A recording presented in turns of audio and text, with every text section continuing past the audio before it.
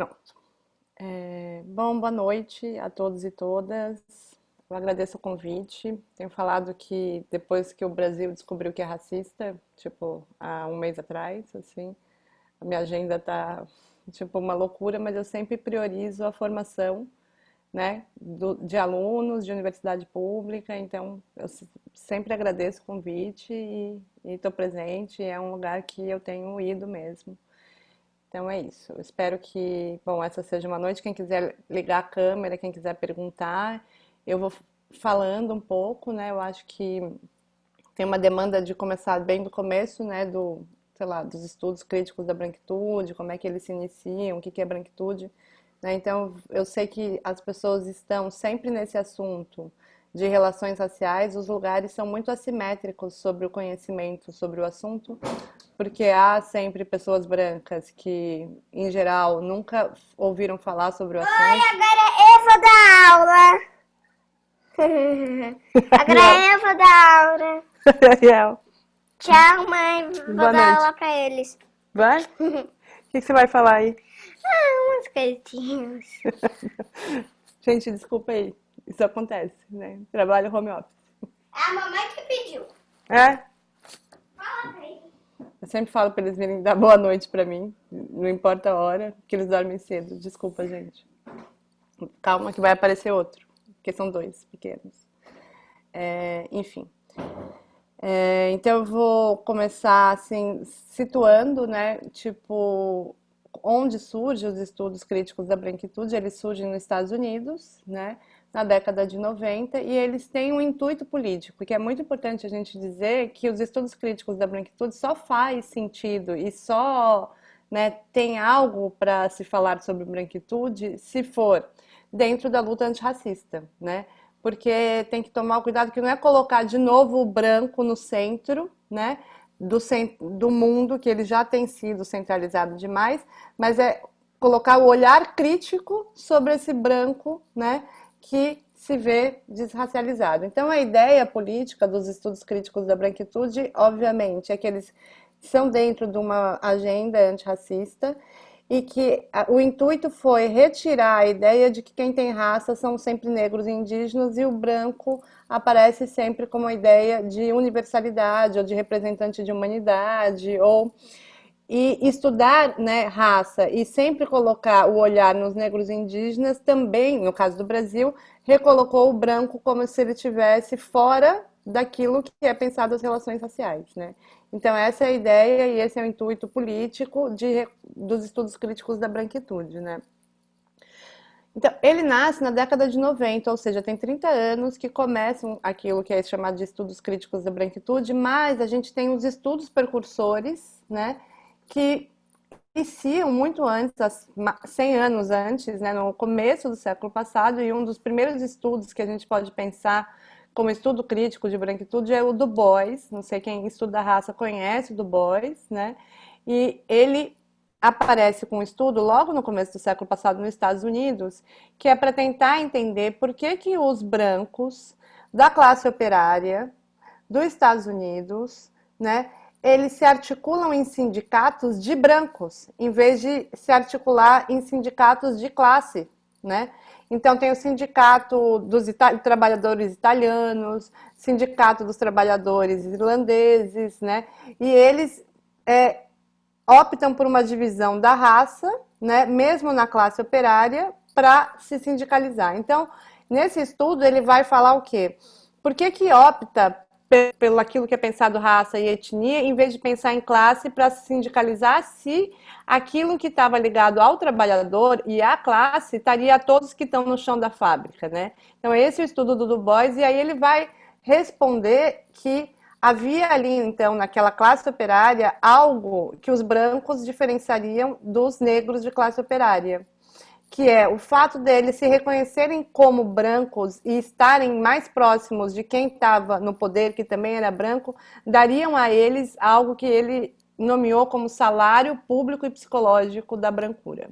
Então, assim, O Du Bois é o primeiro a pensar criticamente, né, nos estudos na branquitude, porque o resto já tem se falado de branco, né, mas o que se falava de branco era como o branco ariano, né, era o branco falando do branco como essa posição de superioridade. Então, o primeiro olhar crítico, né, a os estudos de raça, olhando o branco, é do Du Bois, que ele nomeia de salário público e psicológico, que faria... O que é esse salário público e psicológico nos Estados Unidos naquela época? Por exemplo, um branco pobre poderia dividir o mesmo ônibus, ou dividir o mesmo parque, ou dividir os mesmos lugares de lazeres, clube, do que o branco rico, ou seja, daria a ele um mesmo status, né? E ele se diferenciaria daquilo que era chamado dos escravizados, né?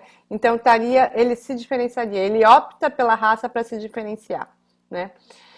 Bom, esse é um primeiro estudo de branquitude, mas ainda não está naquilo que é componente dos estudos críticos de branquitude. Logo depois dele, aí começam os estudos pós-coloniais, e aí a gente tem nesse caminho, né, internacionalmente, o Frantz Fanon, né, quando ele vai escrever Peles Negras, Máscaras Brancas, porque o que ele diz no Peles Negras, Máscaras Brancas, né?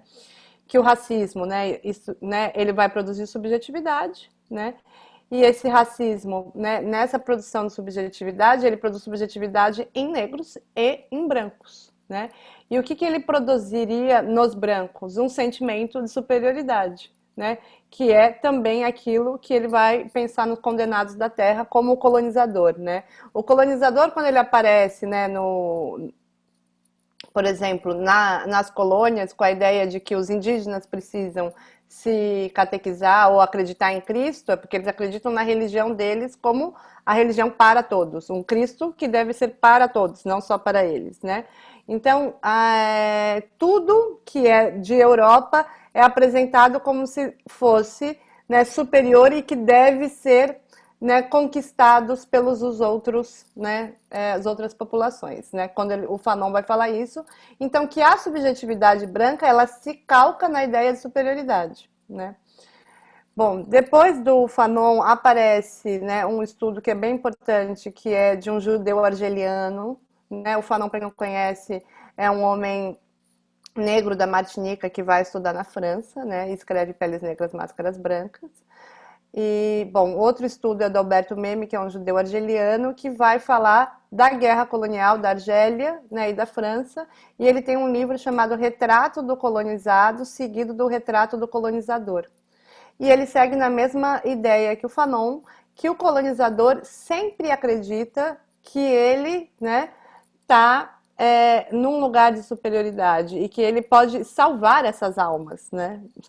Ou algo assim. Então ele vai falar numa produção de subjetividade, né, que também é do colonizador e que depois se expande para pensar o que é a branquitude, né? Que a branquitude é também o lugar, né, do colonizador. Quem são os brancos do mundo, né? Se a gente for pensar, brancos do mundo são, né, os europeus e os descendentes de Europa nas antigas colônias, né? Então é isso. Bom, depois deles, no Brasil a gente tem, né, nessa mesma época, o primeiro estudo do branco, assim, que vai nomear o branco criticamente, que é o Guerreiro Ramos, num estudo que ele vai chamar da patologia social do branco brasileiro. O que ele vai dizer que é a patologia social do branco brasileiro? Que tem uma patologia, né?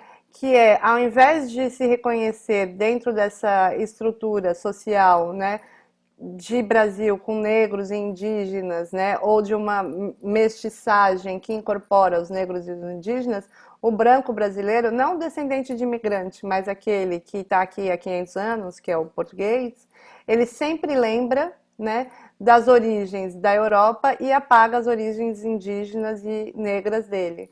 E ele vai chamar de patologia do branco porque esse branco não é branco fora do Brasil, né?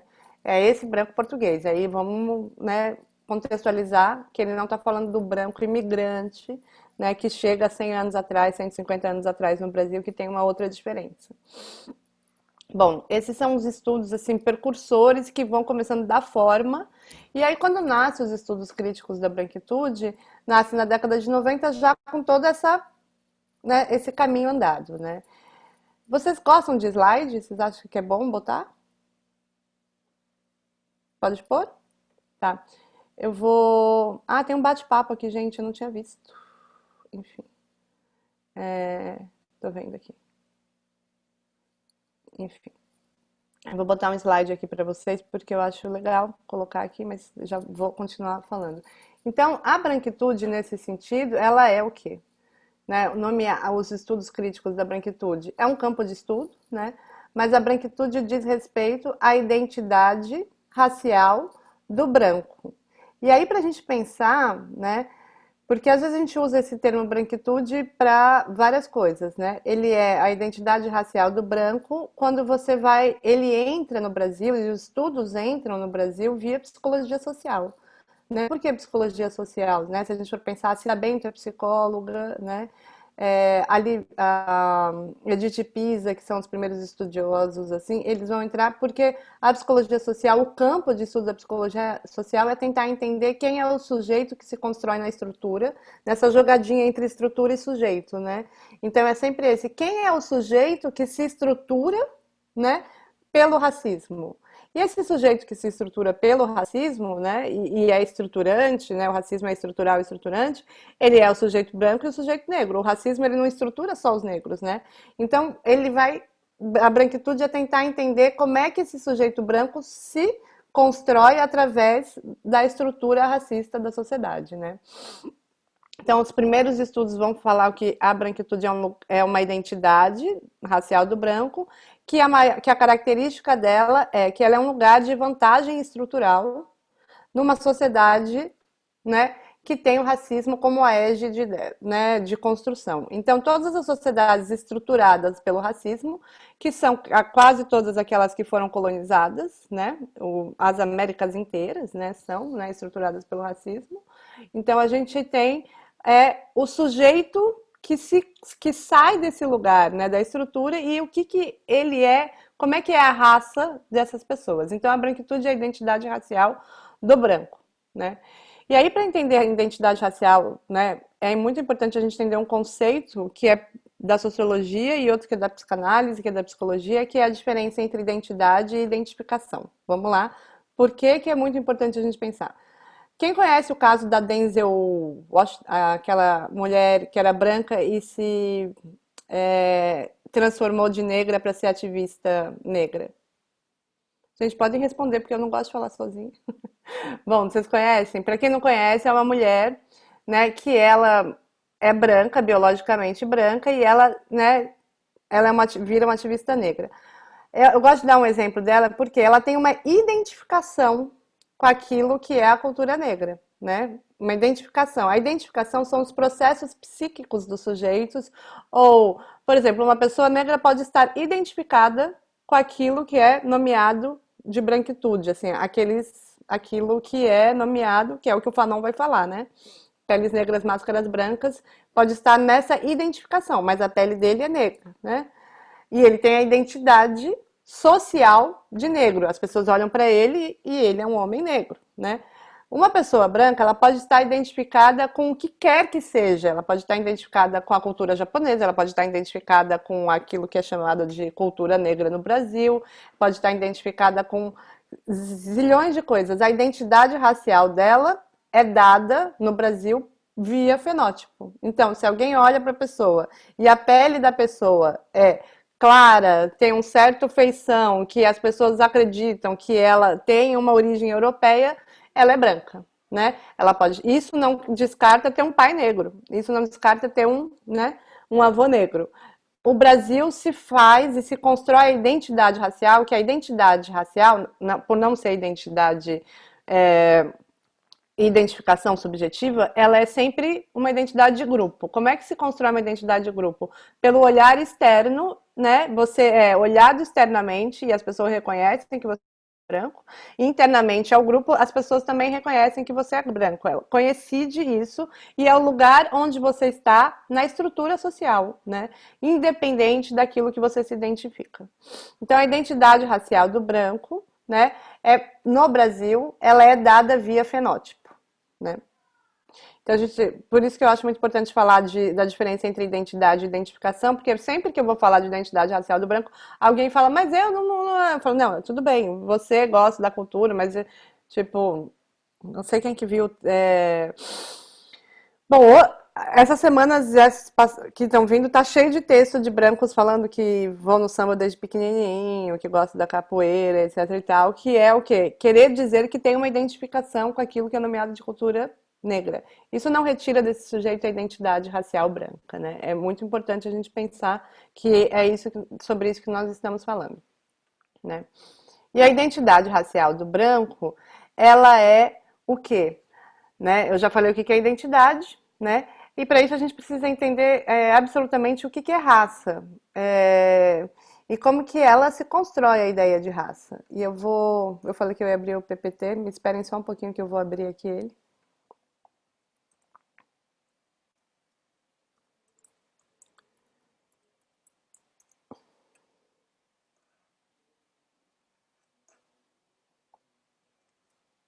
Ai, não some não.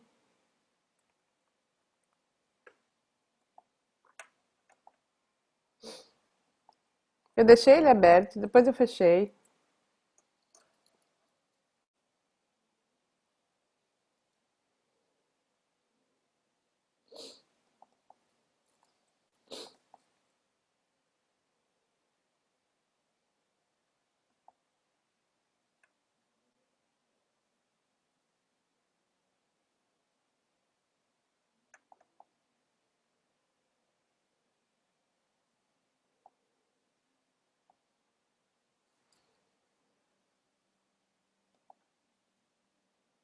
Não tá abrindo, gente.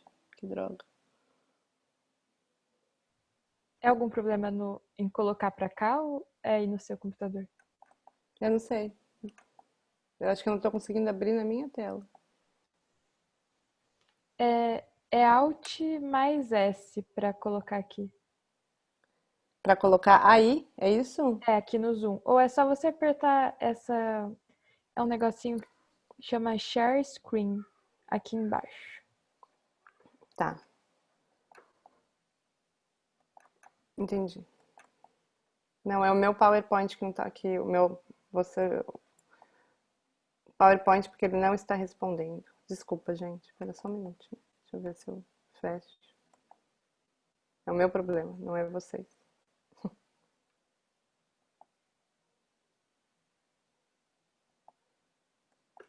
Vamos falar assim. Bom, o que é a ideia de raça, né? A ideia de raça é, né, a ideia de que um fenótipo vai ter uma continuidade moral, intelectual e estética, né? Ou seja, né, quando a gente olha uma coisa externamente, né, um sujeito externamente e a partir desse sujeito a gente, né, atribui características morais, intelectuais, intrínsecas, né, a essa pessoa. A ideia de raça, quando ela não nasce necessariamente atrelada, né, a um fenótipo, ela tem uma ideia anterior, que é quando acontece, né, a ideia de sangue limpo, né? Isso acontece na Inquisição na Europa, né? Tinham as pessoas que tinham sangue, né? E era sujeira, existia uma ideia, essa é uma proto-ideia de raça, que ela aparecia na Europa, que era um sangue sujo, sangue contaminado, que eram os judeus e os árabes na Europa, né? Ou seja, ele não precisava ter um fenótipo já a priori, mas era um sangue que dizia que essas pessoas intrinsecamente elas eram menores ou elas eram duvidosas, né, na moral, no intelecto ou o grupo delas. Então já tem uma ideia formulando, né? No século XIX tem uma pseudociência, né, que vai construir aquilo que é, né, o que a gente vai chamar de, né, a ideia de raça científica que surge no século XIX, que é o quê? Uma resposta a uma pergunta que está no ar, que a pergunta é por que há desigualdades entre os seres humanos, né? Ali no século XIX. Existia uma competição de respostas, assim como há hoje uma competição de respostas para responder por que há desigualdades entre os seres humanos, né? As pessoas, né, provavelmente, né, do campo mais progressista vai dizer, bom, tem desigualdades entre os seres humanos porque há, né, uma sociedade que é estruturada pela dominação hierárquica, pelo capitalismo, né, pela exploração do trabalho. Essa é uma resposta. Mas a gente já ouviu alguém dar uma resposta porque há desigualdades entre os seres humanos, que é o seguinte, porque tem pessoas que são melhores e pessoas que são piores. As pessoas melhores alcançam os melhores lugares e as pessoas piores não. Quem já ouviu isso, né?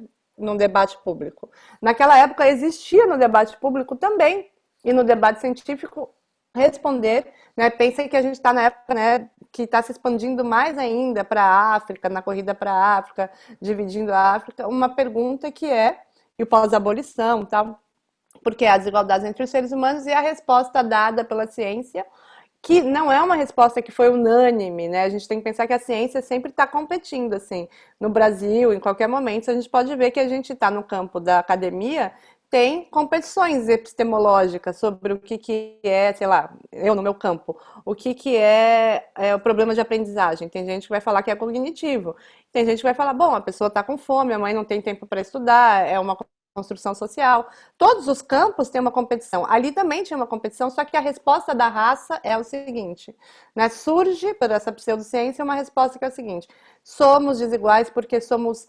biologicamente, hereditariamente desiguais como humanos. Há humanos superiores e humanos inferiores, né?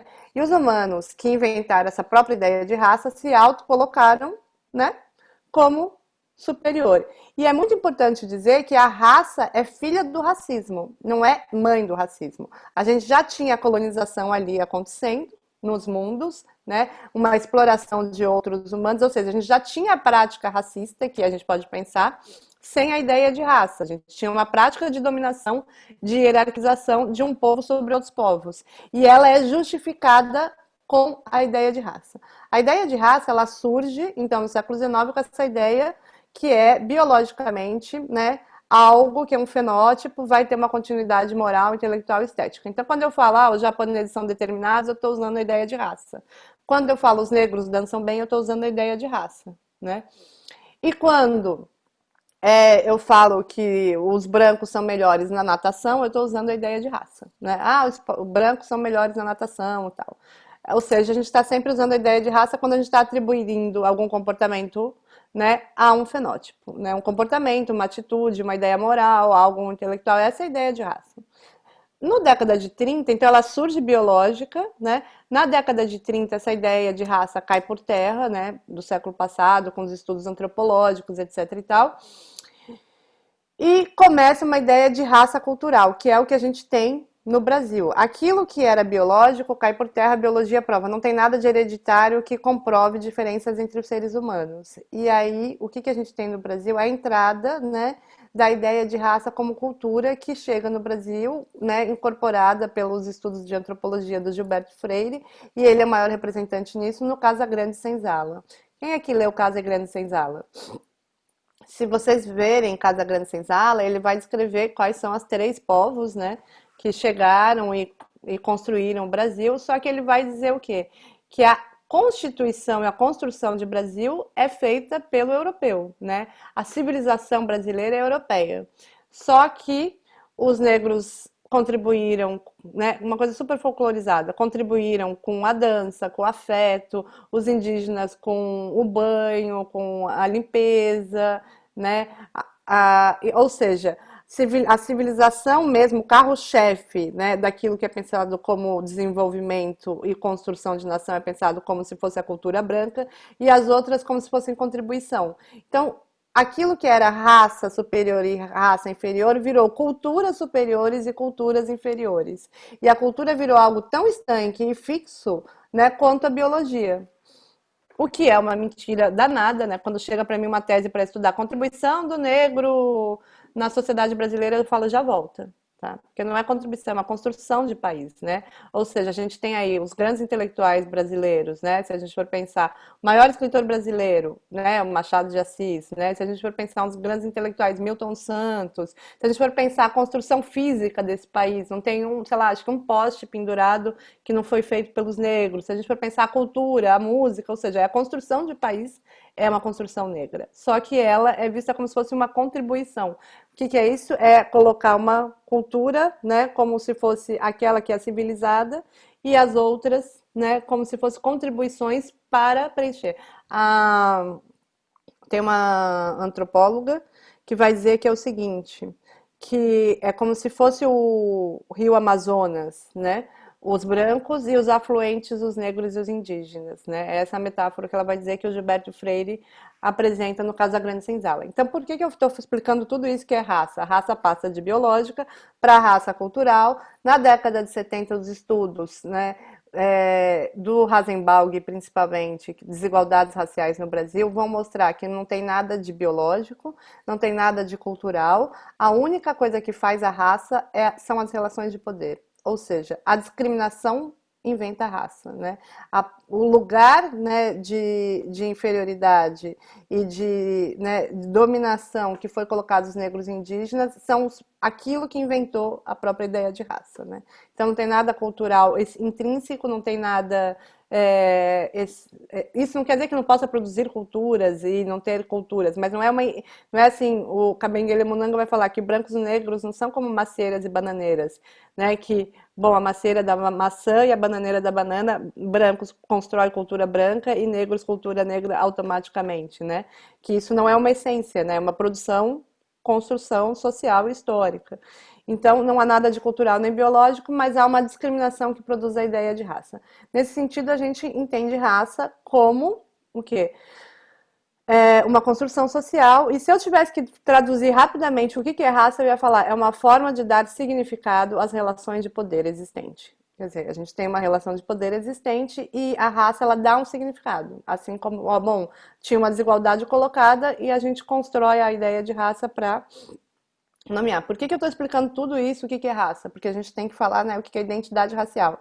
Então, a identidade racial é a identidade, né, atribuída, né, a pertença da branquitude à ideia de raça. Como é que se constrói essa identidade racial do branco no Brasil, né? Como é que ela construída, né? Ela é construída via fenótipo, como eu já falei, né? Toda aquela pessoa que é considerada branca, né, no Brasil, ela vai ser via fenótipo. Essa identidade racial é um lugar de vantagem estrutural na sociedade brasileira e ela vai trazer privilégios materiais e simbólicos. Quais são esses privilégios materiais e simbólicos, né? E eu aí acho muito importante a gente pensar que essa é uma divisão muito didática, que os privilégios simbólicos produzem privilégios materiais e os próprios privilégios materiais das pessoas produzem, né, um simbólico, um capital simbólico para os sujeitos, né? Então vamos lá. O primeiro privilégio material, eu acho que é muito importante a gente pensar, e ainda mais, bom, vocês que são do direito, estudam, né, coisas ligadas também à terra, né, tipo, né, a propriedade privada, está ligada à ideia, né, de terra e propriedade privada que a gente tem no Brasil, né? O que significa dizer isso, né? Que o Brasil se construiu em cima de terras que foram dadas para a população branca. As terras foram dadas para a população branca. E com a lei das Seis Marias, etc. e tal, quando acaba, né, a escravidão, quem pode comprar terra são os brancos. E eu não sei se vocês sabem que no pós-abolição a gente tem aí, eu vou compartilhar a tela, eu consegui abrir só agora. A gente tem aí 5 milhões de descendentes de africanos e 750 mil portugueses, né? Então a gente nasce no pós-abolição com a ideologia, né, do embranquecimento, que é trazer os brancos para a sociedade brasileira para embranquecer a nação.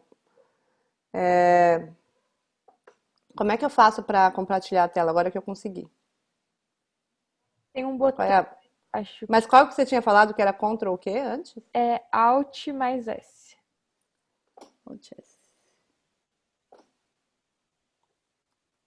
Foi? Não foi não. Não? Não. Lê, a Lia tá como host ou co-host da Tem que, chamada? tem que estar como... Peraí, vou colocar. Não, acho que não precisa. Ah, começou. Agora foi. Foi? Para Ok. compartilhar o áudio do computador, instale o dispositivo de áudio do Zoom. O que é isso? Acho que não precisa disso. Apareceu alguma coisa aí Ah, agora? agora foi. Tá aparecendo. Bom, vamos lá. Então a gente tem. O que são esses privilégios materiais, né? está ligado à facilidade no acesso à habitação, à hipoteca, à educação, oportunidade de emprego, à transferência de riqueza herdada entre as gerações. Eu acho que o mais importante é a gente pensar na transferência de riqueza herdada entre as gerações, porque isso, né, constrói aquilo que é pensado como vantagem estrutural e desvantagem nesse sentido do racismo estrutural, né? Como é que faz, né, para uma pessoa que pensa, os imigrantes, né, tirando os portugueses, né, aqueles que chegaram aqui há 200 anos atrás, chegaram pobres, né? E as pessoas no pós-abolição, a abolição também tinham acabado de sair, né, e ser largada à própria sorte. Só que essas pessoas que chegam pobres, elas ganham terra, né? Assim que elas ganham terra, e os negros, né, descendentes de africanos, não ganham terras, né? Então começa aí a diferença já brutal entre uma miséria com terra e uma miséria sem terra. É uma diferença completa, porque uma miséria com terra você vai lá e planta, né, para você comer, né? A miséria sem terra, você vai ter que trabalhar para o outro para poder comer ou qualquer coisa assim. Então já começa assim quando vem os imigrantes. Quem é neto de imigrante aqui ou bisneto de imigrante já ouviu falar que o avô era pobre, que, né, ele teve que lutar muito, e é uma verdade que o avô era pobre. Mas ele conseguiu trabalhar, né, porque todos os lugares começam a ser ocupados nas grandes fábricas no Brasil pelos imigrantes, né, italianos e brancos que chegam em detrimento da população africana.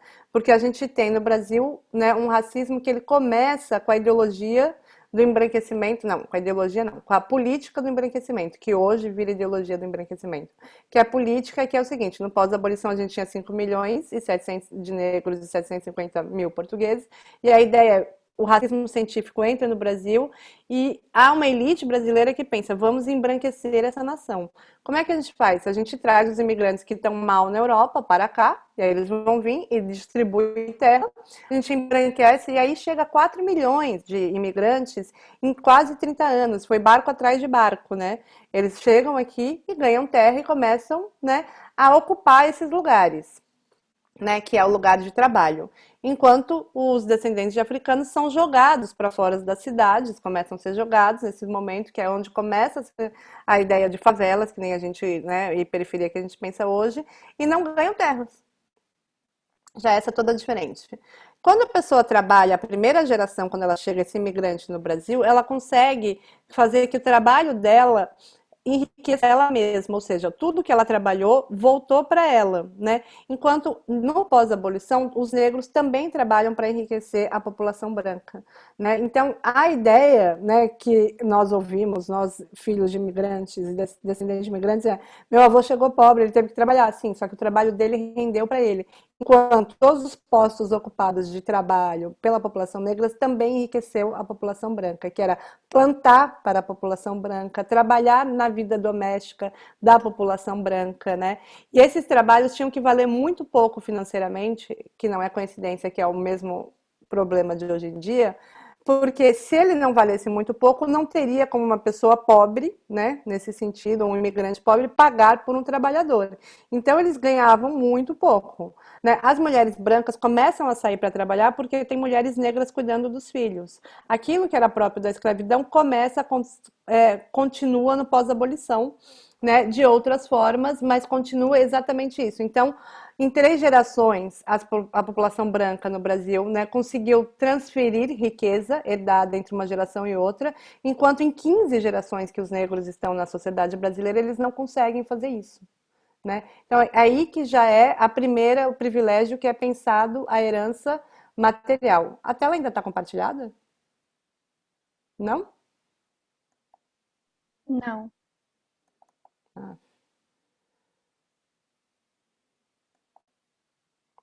Eu achei que eu ia tirar para mim e eu ia ver vocês, mas não deu certo.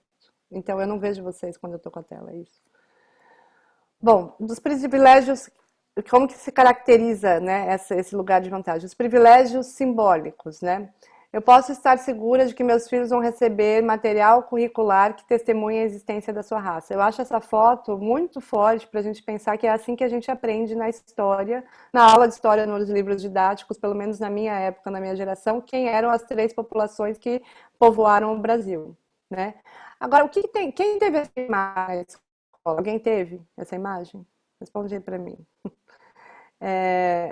Essa imagem, né? Ela é o seguinte, ela tem um erro muito forte, ou vários erros, né? Vamos supor que se pautasse via escravidão, né? Que pautar via escravidão. Aparece o africano, né, o descendente de africano, como se fosse naturalmente escravizado, e o branco não aparece com chicote na mão. Então, tem algo errado em como se conta a história. Porque se é para pautar a escravidão, teria que aparecer, né, o descendente de africano como escravizado e o branco como escravizador, né? O que que isso nos diz sobre como se conta a história e que tem a ver com privilégio? A gente ouve, né, como branco, os grandes feitos da nossa população, mas não ouve e não carrega a herança de ser escravocrata. É por isso que no Brasil, muito dificilmente os brancos têm sobre si aquele sentimento de responsabilidade de herdar a herança escravocrata, de tipo, como os alemães têm na Europa, né, de herdar, de ser neto do nazista. As pessoas sabem que ele é neto do nazista e aquilo é uma vergonha, e é bom que seja uma vergonha, em que ele se supere. No Brasil, os brancos netos de escravocratas não têm essa herança simbólica, porque eles continuam vendo a imagem do branco como os grandes feitos, né?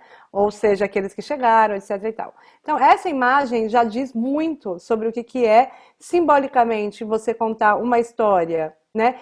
E se fosse para contar a história como grandes feitos, por que aparece aqui as caravelas para os brancos? E não é só que aparecia as caravelas. No meu livro didático aparecia as caravelas para os portugueses, aparecia os italianos comendo macarrão, assim, como se fosse algo que eles trouxeram da cultura.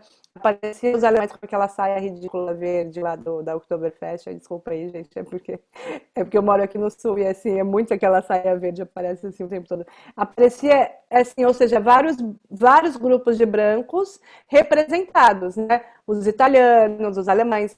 Por que não aparecia, né, entre os grupos de africanos, os Gegês, os Nagôs e os Urubás? Ou seja, os brancos eram representados como diversos, os negros como único, né?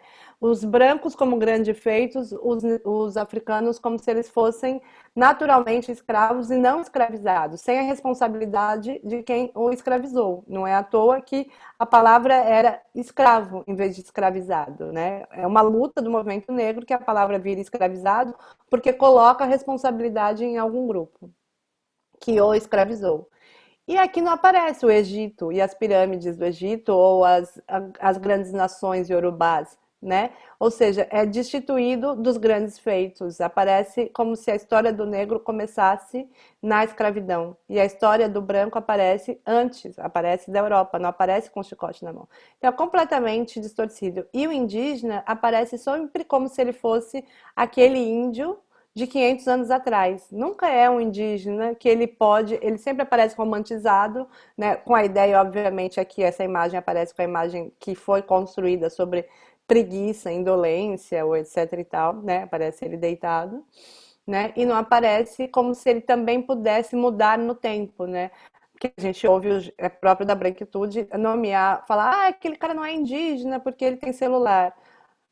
Bom, então você também não é, sei lá, tipo, é branco porque o teu avô também não tinha celular. Quer dizer, só a sociedade branca é possível de estar no tempo e desenvolver-se como se eles tivessem que estar parados no tempo para ser indígenas, né? Então, essa história é muito contada. A gente precisa de uma outra história do Brasil. E uma das características, né, principal, né, da história europeia e da branquitude é ser pensada como essa história única, né? Vamos lá. Essa imagem aqui eu acho muito forte, que é se eu usar cheques, cartões de crédito ou dinheiro, eu posso contar com a cor da minha pele para não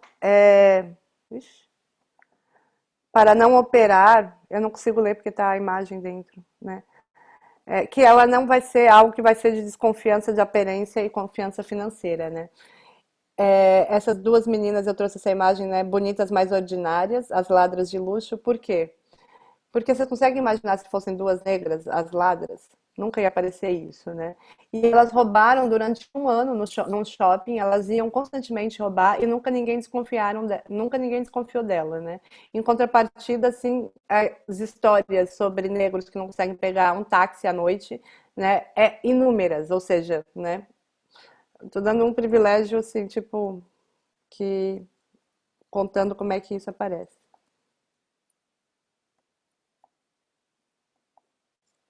Bom, e o maior privilégio de todos, que eu acho assim fundamental para a gente entender, é que, inclusive, eu escrevi um texto que saiu hoje na Folha, se vocês quiserem ir atrás, que é exatamente sobre isso, né? E esse texto que eu escrevi hoje e que saiu na Folha é uma resposta meio ao rolo William Schwartz. Enfim, quem quiser ler, tá lá. E fala sobre isso. O que que é o maior privilégio do branco? É que o branco, ele é sempre visto como um indivíduo, né? A Lia é a Lia, né? A Joana é a Joana, a Maria é a Maria, etc e tal.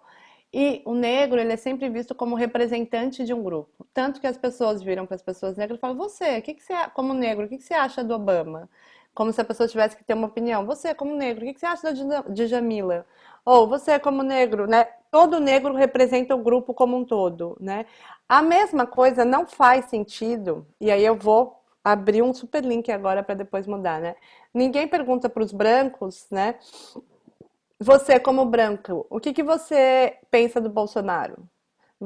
As pessoas perguntam, você, sei lá, como o Thiago, você como o Fernando, o que que você pensa do Bolsonaro?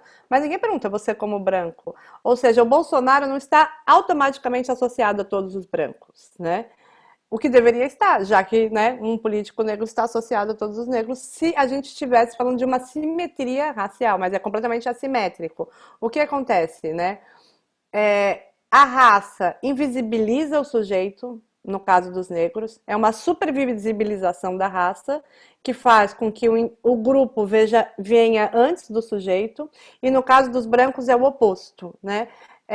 A raça ela é desaparecida e cada sujeito é supervisibilizado. E aí tem três coisas que eu tenho que falar daqui que são fundamentais da branquitude. A primeira e principal é que o fato de que os brancos são sempre vistos como os indivíduos está completamente associado à ideia e ideologia de mérito, né? O que que eu estou querendo dizer com isso, né? As conquistas que têm a ver com o grupo, ou seja, com a pertença racial branca, né? Tem várias conquistas que as pessoas brancas têm que está ligado à pertença racial do branco. Isso significa que ela chegou onde ela chegou porque ela é branca. Elas são todas vistas como conquistas individuais. Ou seja, minha conquista, né, como professora universitária da UFSC é vista como uma conquista individual. Se eu perguntar para os meus 53 colegas professores, né, da UFSC, que são todos brancos, né? Vocês, o que vocês fizeram para chegar aqui? As pessoas vão falar, eu estudei, eu trabalhei bastante na minha tese, foi uma tese genial, eu era um aluno brilhante, etc e tal. Eu estudei muito para passar nesse concurso, por isso que eu estou aqui. Vocês conseguem imaginar, dos, sei lá, quantos alunos vocês têm aí na universidade, na São Francisco? Quantos professores vocês têm? Tem, acho que dois negros, né? Eunice, tem mais de um negro? E quem mais? Tem mais alguém? Tem uma outra professora, mas é na pós. Na pós. Bom, vocês devem ter três, quatro professores, cinco professores. Ah, tem a Gisley, né? Sei lá. Bom, e deve ter o quê? Uns 60 professores? Não sei. Enfim, mas se vocês perguntarem para as pessoas, o que que vocês estão fazendo, como que vocês chegaram aí? Né? As pessoas vão responder, estudando, trabalhando. É difícil, vocês conseguem imaginar alguém responder, eu estou aqui porque eu sou branco? Vocês conseguem imaginar meus colegas falando, vocês estão aqui porque eu sou branco? Não. Ou seja, as conquistas, e não é que essa pessoa não estudou, mas ela ter conseguido estudar, ela ter conseguido estar nesse lugar tem a ver com ela ser branca, né? Ou seja, o fato da oportunidade de estudar, o fato de a herança, né, daquelas três gerações, essa pessoa conseguiu estudar sem trabalhar, por quê? Né? Foi herdando riqueza, que conseguiu ter acúmulo e a pessoa só pôde enquanto a população negra começou a trabalhar desde sempre, ela pôde estudar até os 26 anos sem nunca ter que ter trabalhado, ela fez intercâmbio, o inglês é mais fácil. Tudo isso tem a ver com a pertença racial, mas essa conquista que está ligada à pertença racial é vista como individual. enquanto na população negra, até as conquistas individuais são vistas como conquistas grupais. Eu vou dar um exemplo que vai ficar muito evidente isso. Um dia eu estava num concurso não, congresso, e aí eu estava conversando com uma colega, que é professora também, de uma outra universidade, que dá aula na pós e começou a pegar alunos cotistas, né, negros. E aí um dia ela chegou para mim e falou o seguinte: Elia, eu sei que você trabalha com esse assunto, foi tipo assim, né, um desabafo branco, né, tipo com pacto social, racial, né, pacto narcísico entre brancos. Eu sei que você trabalha com esse tema, mas eu não sei como você aguenta ter todos os teus alunos bolsistas negros, etc e tal. É muito difícil. Eu orientei um aluno agora, um aluno negro, né? E foi muito tenso. O tempo todo ficou falando que eu não colocava autores brancos, olha meu ato falho, autores negros. O tempo todo ficou falando que a teoria é eurocêntrica, que é epistemicídio, que não queria usar a teoria europeia, e aí a gente brigou muito, foi muito tenso e tal. Não pego mais aluno negro, Lia, muita tensão, né? Não sei como você aguenta essa tensão racial o tempo todo, branco, negro, né? Ela falou isso. Aí eu perguntei para ela o seguinte: há quantos anos você está na pós? Ela falou: uns 15 anos. Eu falei: quantos alunos você teve que teve conflito? Aí ela começou: o João, a Maria, o Fernando. Aí eu: por quê? Esse era muito militante, esse era não sei o quê. Aí eu falei: você já pensou em não pegar alunos brancos nunca mais? Não. Ou seja, cada conflito com esses alunos, né, eram sempre vistos como conflito com o João, com a Maria, etc e tal. Não era visto um conflito como um conflito com alunos brancos, né? Nenhum aluno branco, quando brigou com essa professora, teve que carregar a raça como um todo. Agora, um aluno negro, né, teve que carregar a raça como um todo. Ela não pega mais alunos negros, né? É essa a ideia. Ou seja, cada pessoa negra está sempre representando um grupo, para o bem ou para o mal, né? Tipo, o que é um peso, né? Eu vivo falando que psicologicamente isso, né, é como se fosse uma fusão no psiquismo, né, do sujeito negro. É como se a raça fizesse uma fusão que as pessoas não sabem mais, né, diferenciar, não, o que é meu, o que é da raça, porque a raça vem sempre antes do sujeito, né? Ela conhece alguém, sei lá, conheceu um cara, conheceu uma mulher, foi conhecer o sogro tratou mal. Ele me tratou mal porque foi racismo ou eu fiz alguma coisa? Isso não acontece com os indivíduos brancos, né? Ou não acontecia, né? O que é essa reclamação branca que a gente está vendo, assim, sei lá, essa semana? É porque os brancos começaram a ser racializados, né? O que não é um costume para os brancos serem racializados, né? Quando acontece essa polêmica que aconteceu agora, né, da Folha e a pessoa é chamada de branca, é porque você é branca, começa a ser racializado. Quando é que os brancos são racializados? Quando negros e indígenas conseguem ter um lugar minimamente, né, de poder, ou mínimo, né, de conseguir anunciar e falar: você é branco. Porque não é que os brancos são invisíveis, a branquitude é invisível, ela só é cega a si mesmo, né? Os negros e os indígenas estão enxergando a branquitude há 500 anos, né? Tanto que os indígenas estão chamando os brancos de, sei lá, homem branco há 500 anos, né? Ou seja, qual é a grande diferença? É quem tem o poder de classificar. Classificar e nomear também é algo que é ligado a poder, né? Porque o que quer dizer isso, né, nesse sentido, né? Foi o branco, né, nessa cultura que nomeou o negro, né, e o indígena. Os negros não existiam como negros, eles existiam como diversos, né, GG, Yorubá, etc e tal, várias culturas. Quando é que eles são nomeados como negros, né? Quando eles têm esse encontro com esse lugar de poder do branco que nomeia como negro, né? Então, o que acontece? O branco só é nomeado se, né, há algum lugar em que a voz dos negros indígenas são escutadas e esse nome é colocado. Então, isso só começou a acontecer quando os negros entram na universidade no pós-cotas, nos últimos 10 anos, que começou a ter aquilo que parece que é maior conflito racial, que não é uma verdade. O conflito racial não aumentou, né? Só que os negros estão falando: você é branco, né? Isso começa a mudar, né, um monte de gente que nunca ouviu, né, ser nomeado como branco, porque cada branco sempre acostumou ser ouvido como indivíduo. Mas a mesma pessoa que não quer ser chamada de branco está chamando há 500 anos as outras pessoas de negros e indígenas, né? E aí eu acho muito importante a gente pensar por que que é o poder, né, aquilo que pode nomear a raça, né? Eu sempre dou esse exemplo e eu gosto de dar porque eu acho ele muito bom, né? Os indígenas do grupo Guarani chamam, né, os brancos de Juruá. O Juruá, ele é boca de bigode, essa é a tradução para os guaranis, né? O Juruá é o homem da mercadoria, é o povo da mercadoria. O Juruá é tudo de ruim. É o colonizador, é aquele que destruiu, é aquele que não sabe ter relação com a natureza. Bom, não tem relação com o corpo, é tudo de ruim, né? Para essa nomeação do Juruá, dos Guaranis. Algum branco já sofreu porque é Juruá? Algum branco estava andando na rua e já sofreu? Não. Não é a nomeação por si só que faz com que o outro, né, seja reduzido aquilo. É o poder de nomear.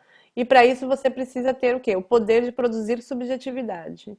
Né? E quem tem poder de produzir subjetividade? Os brancos. E aí que vai estar na coisa do Fanon. Por quê?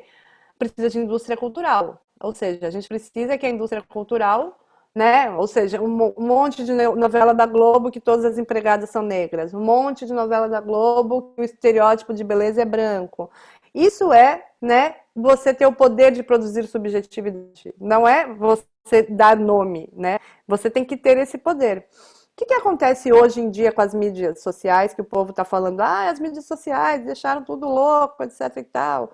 Então, aquele poder da indústria cultural ou das grandes corporações, que na verdade são de produzir subjetividade, que elas são, né, compartilhadas, né, os significados são compartilhados, começa a não estar só na mão, sei lá, da Globo, etc e tal, começa as redes sociais, dá instrumentos para as outras pessoas que não tinham esse lugar, também produzir outras subjetividades para os outros. E é isso, neste momento, né, que tem sido, né, o que eu chamo de medo branco, né, que é de deixar de ser um indivíduo e ser racializado pelo outro. Enfim. Eu vou voltar aqui porque eu não tinha mostrado essas partes.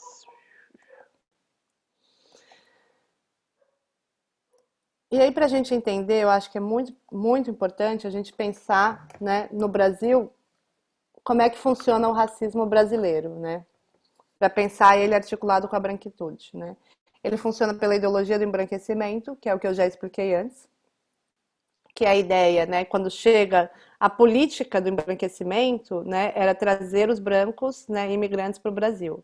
E a ideologia é o que restou disso, é o que, como fazer para embranquecer a nação. A gente ainda tem no imaginário, quem aqui já ouviu falar que, sei lá, se negro casar com branco, vai embranquecer a nação? Alguém já ouviu falar isso? Não, a gente não pode embranquecer a nação, etc e tal.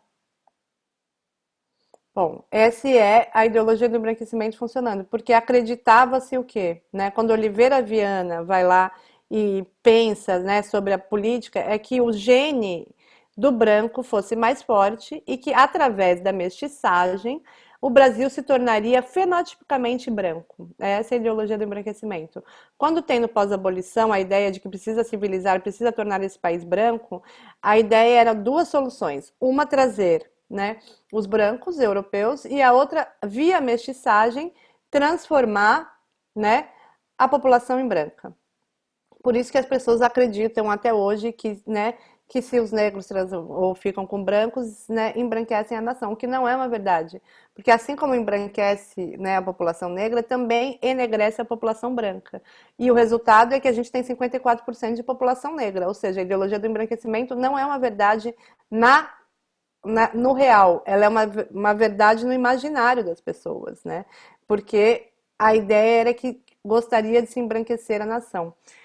Eu tenho um livro, que é o meu livro de pós-doc, que ele chama Famílias Interraciais, Tensões entre Cor e Amor, que mostra muito a ideologia do embranquecimento no desejo dessas famílias, em que, quando a mulher estava grávida, todo mundo desejava que essa filha de negro com branco nascesse claro, né? Nascesse mais claro, ou seja, é a ideologia do embranquecimento funcionando, porque o branco está nesse topo daquilo que é civilizado, né? Que é inteligente, que moralmente é superior, então vamos embranquecer o país, né? Bom, a gente tem a ideologia do embranquecimento funcionando, a gente tem um racismo que é de intimidade, que é fundamental para a gente pensar como funciona o país, porque muitas vezes foi falado no Brasil que o Brasil não era um país racista, por quê? Porque não era segregado, não era igual à África do Sul, não era igual aos Estados Unidos, as pessoas tinham relação. 33% dos casamentos no Brasil são casamentos interraciais. Para quem não sabe, é um número muito alto, mas isso só acontece nas classes baixas. A classe alta, a elite brasileira não tem mistura racial, né? Quem é a classe D e C que tem 33% dos casamentos interraciais. Então a gente tem o racismo de intimidade, que é de proximidade. As pessoas não precisam se afastar ou segregar para ser racista. O racismo, ele é a hierarquização, pessoas que valem mais e pessoas que valem menos, mesmo em relações muito próximas, né? Ou seja, eu vou fazer um paralelo, né? Não faz o menor sentido um homem falar eu não sou machista porque eu sou casado com uma mulher. Faz? Não, ele é casado com uma mulher e acha que a mulher tem que varrer mais a casa, que a mulher é inferior, que o lugar dela na sociedade não é o mesmo dele, né? Que ele tem uma intelectualidade que vale mais do que a dela, etc e tal. Ele pode ser casado com uma mulher e amar essa mulher. O mesmo acontece nas relações muito íntimas entre pessoas brancas e negras no Brasil, que é o lugar da hierarquia dos sujeitos. Ou seja, a intimidade, a proximidade não impede que há hierarquias raciais, né, no Brasil. Bom, a gente tem o mito da democracia racial funcionando. Acho que todo mundo conhece. Será que eu preciso passar por ele? Bom, a ideia, o mito da democracia racial é que tem uma ideologia de que a gente tem democracia racial, que significaria o quê? Que a gente tem oportunidades iguais para brancos e negros. Bom, a gente não tem nem democracia, muito menos democracia racial. E, aliás, a gente não tem democracia porque a gente não tem democracia racial, né? Eu acho bom a gente pensar isso, não é o contrário. Como é impossível ter democracia com racismo, né? Bom, a Colisão Negros por Direito acabou de mandar esse manifesto, com racismo não há democracia, né? Então a gente não tem democracia racial e a gente tem um racismo de aprendizagem. Eu acho que é fundamental pensar nisso. O que significa um racismo de aprendizagem? No Brasil, não é uma opção, né? Mas depois pode ser, mas não é uma opção das pessoas aderir, né? Ah, vou aderir ao partido racista. Isso pode vir a ser, né? Ou vou aderir à ideologia Ku Klux Klan para ser racista, senão eu não sou racista. No Brasil, todo mundo aprende a ser racista, né? Ou seja, todos nós aprendemos a ser racista, porque a gente tem racismo estrutural. E as pessoas aprendem quando elas olham o mundo, né? Eu não sei se vocês têm teoria de aprendizagem, quando vocês têm psicologia, mas como que as pessoas aprendem sobre qualquer coisa no mundo? Elas aprendem olhando o mundo, ou repetindo, ou reproduzindo, ou etc e tal. E a gente não precisa aprender via palavras ou conteúdo, né? Porque a gente tem uma estrutura. O que é uma estrutura? É os pilares da casa, né? Então vamos pensar o que é, neste caso, a estrutura. É a forma do Brasil, é como os lugares estão sendo ocupados, né? Então como é que eles são ocupados, né? Até o Google aprende a ser racista. Eu botei boneca, não botei boneca branca. Só aparece boneca branca em 8 páginas, até a negra. Eu botei beleza, aparece só mulher, né? Só mulher branca. Aparece só mulher branca. E quando aparece a primeira mulher negra, depois de 8 páginas. Para você achar a beleza, né, das mulheres negras, precisa colocar beleza negra, né? Enquanto para a mulher branca só precisa botar beleza. Isso significa o quê? Né, que é o cerne da branquitude é que, né, a branquitude é uma particularidade que se pensa universal. Enquanto né, os indígenas, os negros, os asiáticos são sempre pensados como particularidades. O maior exemplo disso é a história geral, é a história da Europa, o resto é a história da África, a história, né, da Ásia, a história das Américas. Por que a história da Europa é a história geral? Não faz o menor sentido, né? Por que a beleza branca é vista como a beleza e o resto, né, como beleza negra, né, beleza... Por que etnia, quando a gente vê roupas étnicas, sempre aparece um indígena ou, né, o africano? Vocês já viram, devia ter roupa étnica aparecer terno e gravata, porque não tem nada mais ridículo que terno e gravata no Rio de... O que é étnico, uma roupa étnica, né? Um cocar é uma roupa étnica, é um símbolo de poder, né, dentro de algumas comunidades indígenas, né? O que é uma roupa étnica? É um símbolo de poder ou alguma roupa que é considerada por uma população. Por que o terno e gravata que é considerado um lugar de poder para uma população branca é visto como roupa normal. E se a pessoa aparecer com uma roupa lá, uma bata africana, ela está vestida de roupa étnica. Porque tudo que é de branco é visto como a norma, o padrão, né?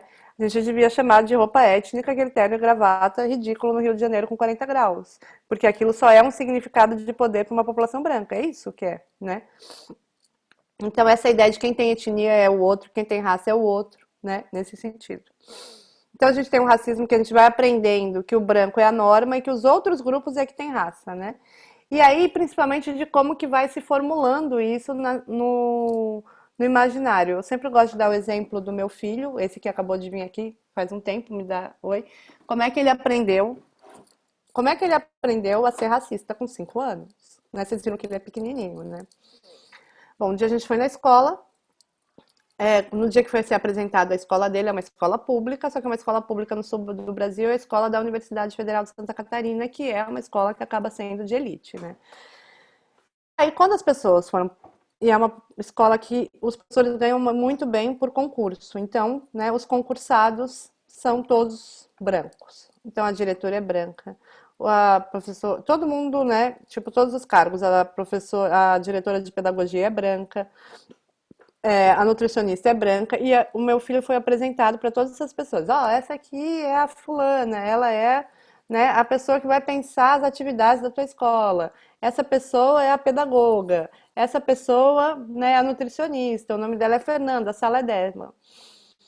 Quando a gente passou pela cozinha onde estavam as únicas mulheres negras, essas pessoas não foram apresentadas para o meu filho. E quando a gente passou pela vigilância, né, vocês que estão numa universidade pública, vocês vão reconhecer essa cena. Também não foram apresentadas. Por quê? Porque essas pessoas, tanto os vigilantes quanto os merendeiros, foram terceirizados. E eles estavam de uniforme. Aí eu virei e falei o seguinte, mas essa pessoa que vai cozinhar para o meu filho, você não vai apresentar? Aí a diretora virou e falou assim, eu esqueci o nome dela. Por que ela esqueceu o nome dela? Porque ela é terceirizada, porque ela não foi concursada. Como que aconteceu que todas as instituições públicas terceirizaram os merendeiros, né, as pessoas que trabalham na vigilância e as pessoas que trabalham na limpeza? Como? Sem ser um escândalo. Imagine os juízes desse país serem terceirizados. Imagine eu, professora universitária, ser terceirizada. A gente terceirizou toda a população negra que tinha concurso público. Quase toda a população negra. E que isso fazia a pessoa ter um plano de carreira, mesmo como merendeira, etc. E tal. E foi um silêncio. Fazem só 8 anos que isso aconteceu. Ninguém nunca ouviu falar na terceirização quase do que é os trabalhos que eram de funcionários públicos que foram terceirizados, né? Bom, naquele momento, meu filho aprendeu o quê? Que tinha pessoa que tinha nome, o cargo dela era importante, tinha uma sala e ela vestia a roupa que ela queria. E ela era branca. Tinha pessoa que não tinha nome, não foi apresentada, a profissão dela não era importante, ela usava um uniforme, quer dizer, ela usava uma coisa padronizada, né? E ela era negra. Ele não precisou ouvir ninguém falar, nenhuma fala racista. Naquele dia, ele saiu da escola e falou assim, mamãe, por que as pessoas escuras não foram apresentadas? Ele perguntou, porque ele também é negro, né, meu filho? Né? Aí eu acho que ele, meio que coisa assim, mas ele, naquele momento ele aprendeu, né, tipo assim, que tinham vidas que valem e vidas que não valem, né, tipo, ninguém precisou falar nada. Como é que as pessoas aprendem a ser racista? Olhando a estrutura, você só vai em médico branco, logo... Né? Se eu pedir para todo mundo que está aqui, né? Não sei quantas pessoas estão aqui nessa sala agora, imaginar um médico para fazer uma cirurgia no coração, a possibilidade que a pessoa imagine uma mulher preta é muito rara. Né? Eu já fiz esse teste várias vezes. Por quê? Isso quer dizer que o racismo é estrutural e estruturante da subjetividade. Né? Estruturalmente, os brancos ocupam todos esses lugares de médico, né? Eles ocupam esses lugares. E eles estruturam o nosso imaginário. A gente imagina que confiabilidade, competência, né, que inteligência está na mão desse homem branco, né? Então é assim que a gente aprende a ser racista. A gente aprendeu a ser racista no Brasil. E é muito fundamental. Isso não tira a responsabilidade de nós de sermos, né, e optarmos por isso. E, né, não tira a responsabilidade individual de cada um, só porque não é para pensar, já que é estrutural, já que a gente aprende, eu não tenho nada a ver com isso. Exatamente porque é estrutural e a gente aprende, cada indivíduo é muito importante para desaprender e para, né, construir uma outra forma de mundo, né? Bom, eu sempre digo, né, que ó, como que a gente aprende? Essa é a televisão do final do ano na Escandinávia. Essa aqui é a bolsa de todos os lugares de poder são ocupados por pessoas brancas. Como é que uma pessoa aprende a ser racista no Brasil? Só olhando o Brasil, tipo, capa de revista. E aí eu gosto sempre de trazer essa imagem, que é uma imagem que todo mundo conhece, né, que eu acho que conhece, que é do Carnaval de Salvador. Como funciona o Carnaval de Salvador? Quem está dentro pode pagar, quem está fora não pode pagar, né? E o que que significa isso, né? Significa dizer que a norma no Brasil é o racismo, né? O que que é isso? Se tudo acontecer em sua normalidade, o resultado vai ser racista, né? O que que é acontecer na sua normalidade? Bom, vamos fazer um bloco de carnaval, quem puder pagar, né, tá no bloco. O resultado vai ser o seguinte, vai ter só brancos dentro e negros fora, na cidade com 80%, né, de negros, né, ou seja, a cidade mais negra do Brasil. Não precisa nada, né? Não precisa ter nenhuma discriminação assim direta para que o resultado seja racista, né? Isso que significa que o racismo é a norma. Se tudo acontecer em sua normalidade, o resultado é racista. Como é que poderia não acontecer isso? O bloco teria que falar 40% das vagas é para a população negra, ou as camisetas vão ser pagas, vão ser distribuídas, não sei o quê. Senão, se tudo acontecer em sua normalidade, o resultado é racista. Por isso que a frase da Angela Davis é: numa sociedade onde tem racismo estrutural, né, não basta não ser racista, tem que ser antirracista, né? O bloco teria que fazer alguma ação antirracista. Essa é a lógica. Porque a normalidade do Brasil é um apartheid. Essa é a normalidade do Brasil. E é assim que as pessoas aprendem a ser racistas. Nossa, eu já falei muito, né? Que horas são? 19h20. Deixa eu. Só para terminar aqui e para a gente abrir, né? Para conversa. Porque poderia falar mais horas, né? Essa imagem eu sempre trago, né? Porque é um mendigo de rua que eu entrevistei, que eu pergunto para ele, né? O que é ser branco para você? Ele fala: eu posso entrar no shopping para cagar, os meus colegas não. Ou seja, na extrema pobreza, né? Há um diferencial nesse sentido que a brancura da pele dá esse lugar, né? Para o sujeito.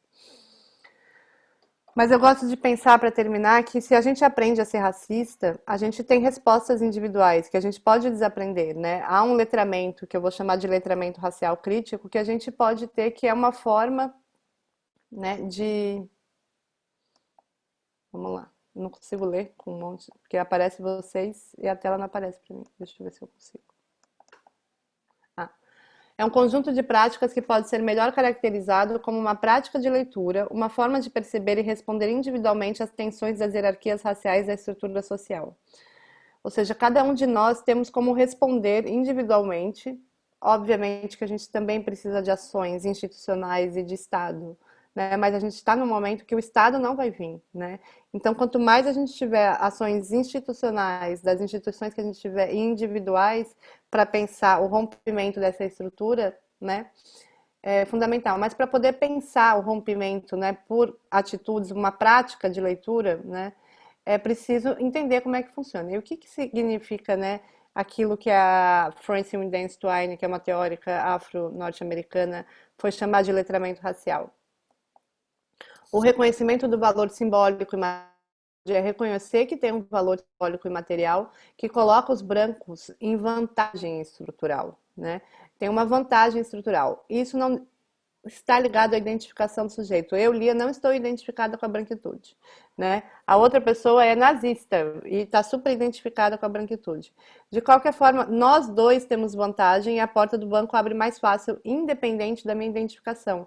Então a gente tem que pensar que é um lugar de vantagem estrutural mesmo, né? E reconhecer isso, né? Entender, né, o racismo como um problema social atual, ou seja, ele é sempre, né, cotidianamente, né, legitimado quando a população branca não faz nada, quando a gente fica em silêncio, quando a gente, né, branco acha que são os negros que têm que lutar, né, por igualdade, né, que isso não tem nada a ver com a gente, né, ou seja, tudo isso tem uma atuação direta do branco para continuar, né, aquilo que é um legado, né? O entendimento de que as identidades raciais são aprendidas, que é o que eu estava explicando até agora, é um resultado de práticas sociais. Se é aprendido, a gente pode desaprender, né? Mas a gente precisa forçar para desaprender, né? Porque é muito difícil que alguém não aprenda a ser racista olhando o mundo como ele é no Brasil, né? Se um marciano chegar aqui, ele aprende a ser racista, né? Então a gente tem que, né, mudar. E para mudar isso, a gente precisa forçar a barra, né? Ou seja, aquilo a gente precisa forçar a barra no sentido que precisa de ter uma discriminação positiva, né? No sentido que são as ações afirmativas, porque ele não vai mudar sozinho, né? Precisa, né, ter uma posse de uma gramática e um vocabulário racial que facilite essa discussão, né? Falar negros, brancos, raça, racismo, sem tanto milímetros, né? E por último, e acho que é fundamental, né, a capacidade de traduzir e interpretar os códigos e práticas racializados de nossa sociedade, né? Eu trouxe essa imagem, acho que é uma história que as pessoas conhecem, que é esse menino é filho desse homem branco, ele é adotado, é um menino negro, e eles estão no shopping no shopping não, no Oscar Freire, na loja Animale, e a vendedora expulsa, né, esse menino. E ela diz depois, né, para o advogado que foi um mal-entendido, né? E aí, como assim mal-entendido? Ah, esse menino estava chupando um pirulito e 2 horas antes tinha uma outra criança negra vendendo pirulito e era igual e não pode vender na loja. Bom, pode ter sido mal-entendido, mas os mal-entendidos no Brasil são racializados, né? Um mal-entendido racista. É o mesmo mal-entendido que faz a polícia matar um pai que está com um guarda-chuva, né, carregando o filho, né? Ou seja, achando que era um revólver. Então, é preciso que a gente tenha, né, isso incorporado para conseguir ter práticas, né, antirracistas de fato, mas precisa entender qual é o lugar da branquitude, né? Qual é o lugar do branco, né, no país. Eu vou abrir para pergunta, porque senão eu posso ficar falando 10 mil horas e acho que eu preciso beber uma água, que eu não parei de falar. O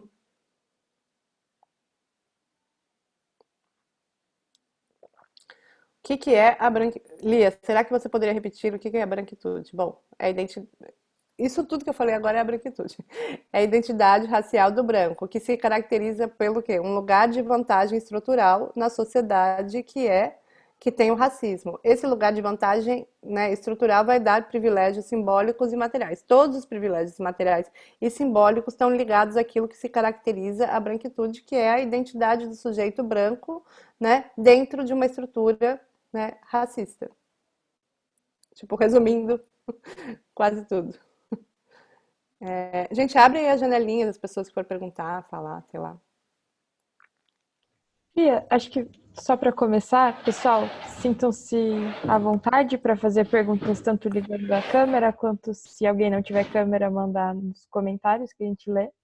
E aí eu queria, tipo, abrir, eu não sei se é bem uma pergunta, mas só compartilhar e ver, enfim, se você tem algo sobre.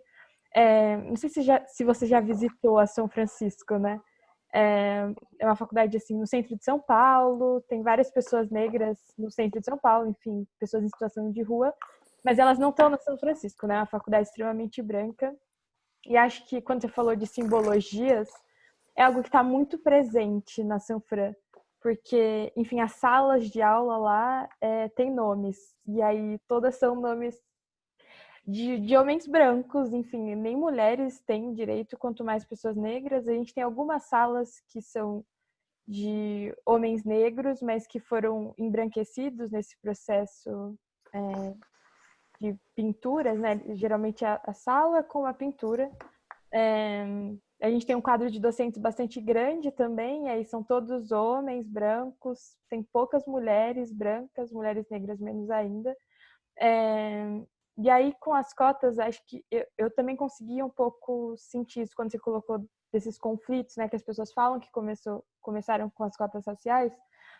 A gente tem pautado várias dessas coisas, e eu acho que o próprio curso também é um pouco disso, né? São pessoas, alunos da São Fran, tem alguns funcionários aqui, mas especialmente são pessoas que estão em extensões hoje, grupos de extensões, e a gente, diante de uma institucionalidade extremamente racista na São Fran, tentando mudar isso internamente. E aí eu queria um pouco saber de você como funciona essa questão da imagem para as pessoas negras. Foi uma discussão também que foi aberta quando aquela estátua na Inglaterra, né, caiu. E é uma discussão que a gente ainda não trouxe muito para San Fran, né? Mas qual é o poder dessas imagens para a construção da identidade, assim? O quão importante você acha que é essa ressignificação a partir de renomear espaços, de ter mais imagens de pessoas negras? Bom, as imagens são sempre lugares de memória, né? E é sempre uma disputa, né? As imagens, são como se constrói memória coletiva, né? Como é que se constrói a memória coletiva de São Paulo, né? Se constrói com aquela imagem dos bandeirantes, né? Se constrói quando a gente ouve a música de manhã, quer dizer, vocês não são da minha geração, né? Que São Paulo não pode parar, aquela locomotiva do Brasil, né? Tudo isso vai se construindo uma imagem de São Paulo. Tem um livro muito bom, que é de um indígena, que ele chama Cazé, né? Cazé Tupinambá, que ele escreve sobre São Paulo na década de 90, que ele fala nem tudo é italiano, é o nome do livro. E ele vai mostrando como São Paulo é a maior cidade negra e indígena do Brasil, né? Os nordestinos são indígenas urbanos, né? A maioria deles, né? E como é que, mesmo assim, São Paulo é, no imaginário de Brasil, essa cidade branca, italiana, né, descendente de italianos, né, uma cidade, né, a construção da locomotiva via civilização branca, porque é assim que se construiu a memória. Então, a mudança de imagens, ela é muito fundamental para a construção de memória, né? E aí eu gosto muito de uma ideia que a gente precisa de duas coisas naquilo que é na luta antirracista. A gente precisa de reconhecimento, e o reconhecimento passa por tudo que é simbólico, né? Tipo novas figuras, novas imagens, novos, né, estátuas, né? Recontar uma história do Brasil, isso tem a ver com reconhecimento, junto com reparação, né? Então, as duas chaves é reconhecimento e reparação. A reparação é reparação no sentido de, né, redistribuição material mesmo. A gente precisa da reforma agrária, a gente precisa redistribuir essas terras, a gente precisa recolocar nos negros o que é de direito dos negros, do trabalho dos negros, que tem a ver com quase todas essas fazendas, né? Todas as distribuição de terras no Brasil ainda está ligada com roubo de terras de lugares que foram trabalhados por população negra, né? Ou seja, a gente precisa da redistribuição e do reconhecimento. Então, a ideia das imagens está na chave do reconhecimento, né? E ela é muito importante, porque você tem que contar outra história, né, de país. Eu acho que é fundamental.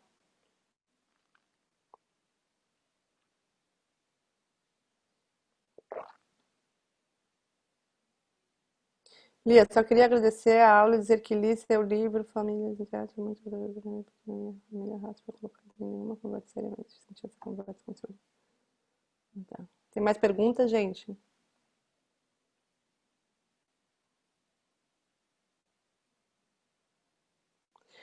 Lia, não sei se é uma pergunta muito abstrata, mas você acha que conseguiremos superar o racismo sem superar a categoria raça? Bom, eu acho que é uma pergunta bastante abstrata, mas é uma pergunta que eu penso muito nela, né? Mas como eu acredito que a raça é filha do racismo, se você matar o filho, a mãe continua, né? Ou seja, você mata a raça, o racismo continua. Agora, se você mata, né, a mãe, o filho não nasce. Ou seja, se você mata o racismo, as pessoas elas estão em lugares de igualdade na sociedade brasileira, essa categoria raça ela não vai ser nada mais do que atribuições de cultura, identitárias, e tudo bem. Qual é o problema do japonês, né, que ele não está do japonês, que é um marcador, e aí eu acho muito importante de pensar, marcador de diferença e marcador de diversidade, tá? A raça ela é um marcador de diferença e desigualdade. Ou seja, ser judeu é um marcador de diferença? Né? Porque ele é a diferença da norma da religião brasileira, né?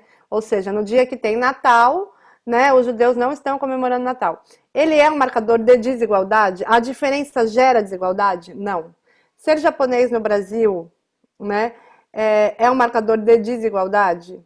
Não. É um marcador de diferença? É, porque a gente acostumou que no Brasil as pessoas são, né, uma mistura de brancos com negros e indígenas, logo a pessoa pode ser japonesa e está na quinta geração, que as pessoas continuam chamando essa pessoa de japonês, enquanto a segunda geração de italiano já é brasileiro. Ele é um marcador de diferença. Isso gera desigualdade de classe, né? Não.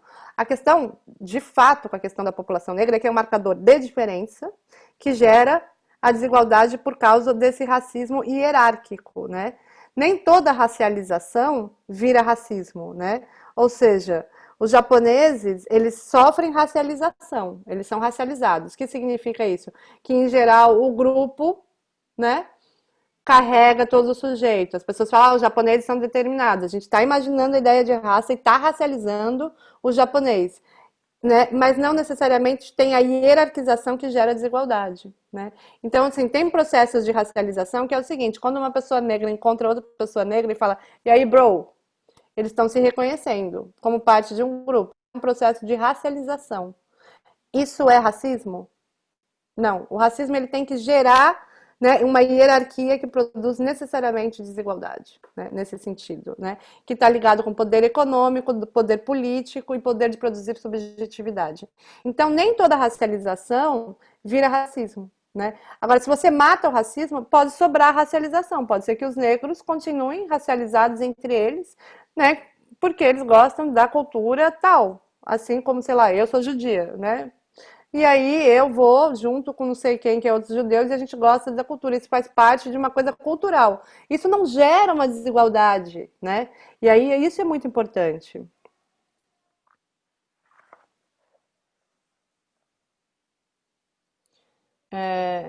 Então, eu acho que a gente não precisa acabar com a categoria raça, a gente precisa acabar com o racismo, ou seja, que é, na verdade, ele é a mãe da raça, né? Tem mais uma outra pergunta aqui. Lia, como você acredita que seria a melhor maneira de introduzir o pensamento e a necessidade do antirracismo para pessoas que nunca tiveram contato com esse tema e que, por conta do mito da democracia racial, acreditam que o racismo é apenas episódico e não precisa ser sempre pensado? Eu acho que a melhor forma é mostrar como é que funciona o racismo estrutural, né? Eu acho que assim, se você mostra os dados do racismo estrutural, é muito difícil, né, uma pessoa falar, ela não entender, porque as pessoas acreditam ainda que o racismo está no âmbito moral, que o racismo é uma posição individual de um sujeito, né? Eu gosto muito de pensar num exemplo que eu sempre dou, que é do SUS. O SUS é o Sistema Único de Saúde, né? E ele é para todos e ele é o lugar que tem maior transplante de órgãos, né? A OMS chegou à conclusão que os maiores receptores de coração são os homens brancos de classe média. Para você receber um órgão, você só precisa ter nome, sobrenome, não aparece a cor ali, etc e tal, e tá na fila. Como é que esse é o resultado? Esse é o resultado. Algum médico escolheu? Não, chegou um coração aqui, a gente vai dar para um homem branco. Não, como é que isso acontece? Acontece porque a pessoa tem que fazer uma batelada de exame em 24 horas para saber se é compatível. E se ela não conseguir fazer isso na instituição pública, ela consegue na privada. Acontece porque precisa ou que saber se esse é um bom receptor. Para saber se ele é um bom receptor, ele tem que ser alguém que vai poder ficar descansando, que vai ter alimentação saudável, que não vai trabalhar logo depois. Então você já tira aí uma pessoa que depende, né, de um trabalho num dia depois, que trabalha sei lá, correndo atrás de um caminhão do lixo, que trabalha na construção civil. Você retira aí quem não tem uma rede de apoio para colocar alimentação saudável. A pessoa não depende de uma ambulância para vir do interior ou da cidade grande, porque ela mora mais perto do centro. O telefone fixo dela é o mesmo na hora que ligam. Ou seja, uma quantidade de coisa que faz com que o resultado seja esse. Igual aquele ali do carnaval, mas aquele é menos triste, né, do que a transfusão de órgãos. Como se isso não fosse triste o suficiente, né? Os maiores doadores de órgãos são os jovens negros por causa da violência policial. Ou seja, o racismo estrutural decide como as pessoas nascem e morrem na sociedade brasileira. Se você pegar os dados, né, e mostrar como é que funciona o racismo estrutural, a pessoa não tem muito o que responder, né? E aí o problema é que quando você vai ali falar para a pessoa, ela sempre acha que tem uma coisa moral. Ah, se eu sou uma pessoa boa, eu não sou racista. Se eu sou uma pessoa má, eu posso ser racista. Não tem nada a ver com isso, né? O racismo é estrutural e as pessoas aprenderam a ser racistas, só que elas têm que ter responsabilidade de lutar contra, né? E isso não quer dizer que elas também não utilizem disso para ter privilégios, né? Para estar agarradas, né? Num lugar de privilégio, que não tem uma defesa ativa da branquitude em manter seus privilégios, né? Em estar ali perto deles. Mas eu acho que, pelo menos as pessoas que não estão de má fé, Beatriz, quando você fala do racismo estrutural e explica como funciona, elas conseguem ter uma sensibilidade. As que não estão de má fé. Tem as que são de má fé, mas as que estão de má fé estão de má fé, né? Aí é uma outra categoria.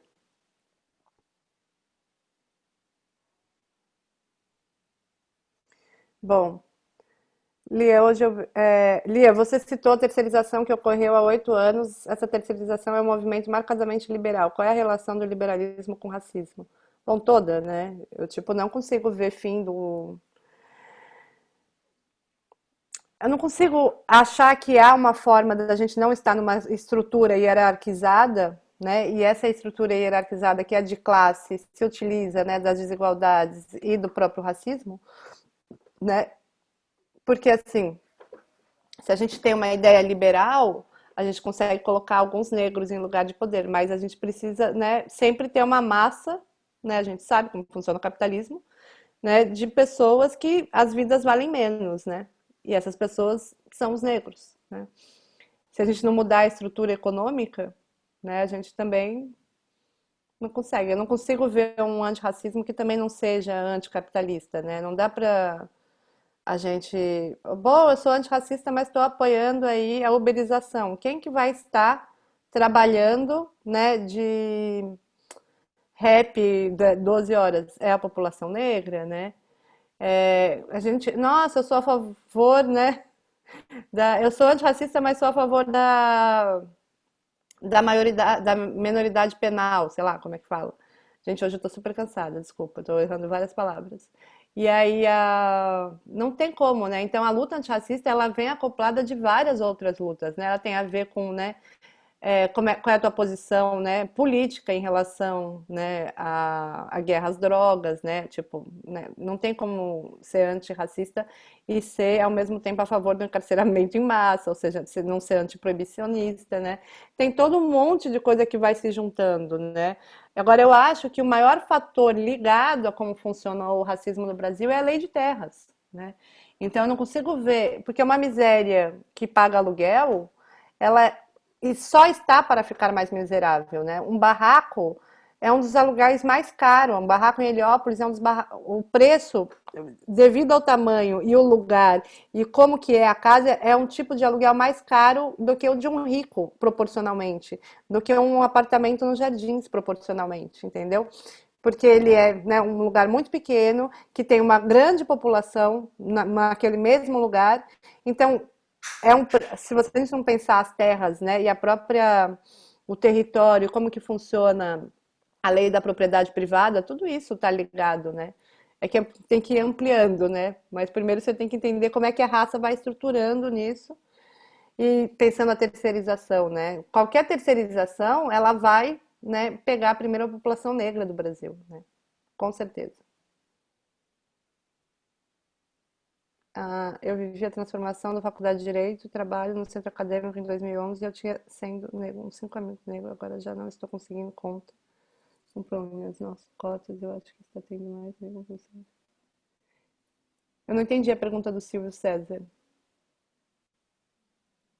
Silvão, tá aí? Você consegue ligar o microfone? Se você quiser falar. Mas acho que é numa questão do tipo, se é o caminho, as cotas raciais, que elas proporcionaram um aumento de pessoas negras, né? O Silvão trabalha no 11, que é o nosso centro acadêmico, e ele trabalha há muitos Põe a anos lá. câmera aí, gente. Ninguém quer pôr a câmera, né?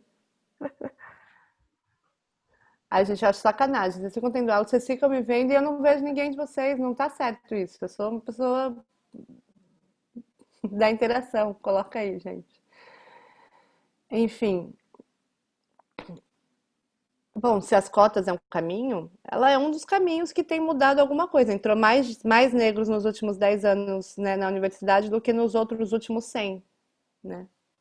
Ou seja, se a gente pega um programa de pós-graduação, por exemplo, como de algumas universidades, em um ano em que inseriu as cotas, entrou mais negros do que nos últimos 100 em um ano, entendeu? Porque, tipo, o processo discriminatório não deixava nunca a pessoa entrar, e agora é obrigatório, né? Mas tudo isso, né, que a gente fica pensando é numa sociedade que a gente tá, mas que é uma sociedade de classes, né? Então a gente não vai chegar a todos, né? E tem uma coisa que eu acho assim que é muito difícil de pensar. Tem pouco espaço, né? Tem pouco espaço nos lugares de poder ou nos lugares, né? Os brancos não vão se matar, certo? Tipo, você é diretor de uma empresa, né? E você quer que tenha cotas na empresa. Você não vai deixar de ser, a pessoa pode ser antirracista, ela não vai falar, eu vou sair do meu lugar. Não vai existir brancos antirracistas nesse ponto, né? De falar, bom, eu vou sair do meu lugar para que esse lugar seja ocupado por uma população, por negros. Todas as coisas que forem acontecerem tem que ser aberturas de novos lugares. Por exemplo, essa empresa só tem branco, a gente quer ser antirracista. Então, todas as contratações novas vão ser, né, da população negra. E aí a gente vai ter que fazer um plano de carreira. Estou pensando, né, no racismo institucional dentro de uma empresa. Como é que isso vai acontecer? De qualquer forma, esses lugares de poder, as pessoas não vão sair, né? Elas só vão existir se tiverem criações de outros lugares, né? O fato de que os brancos não vão sair dos lugares que eles estão para serem ocupados pelos negros proporciona, pelo menos, a abertura de novos lugares, que é o que aconteceu quando teve ProUni, ReUni, etc. da universidade. O que o Lula fez na época dele para ter mais cotas? Ele não deu para tirar os alunos brancos, né? O que ele fez? Ele ampliou o número de vagas no ProUni, no ReUni, abriu novas universidades, né? Eu fico pensando que o antirracismo, né, de fato, como ele não vai tirar um grupo para botar outro, ele vai ampliar, né? Se a gente tem um lugar antirracismo, a gente amplia os direitos públicos, né, nesse fato, né, para a maior população, né? Esse é um dos dados que os estudos têm mostrado que, por exemplo, as cotas amplia para todos, para a sociedade como um todo, o número de vagas.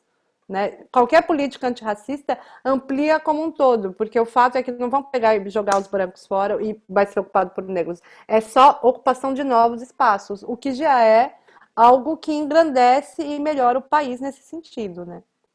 Não sei se eu respondi a pergunta do Silvio. Ah, respondeu sim, obrigado. Deu para ouvir, Lê?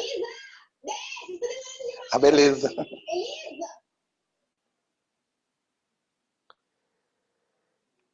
Vocês estão quietinho aí, gente?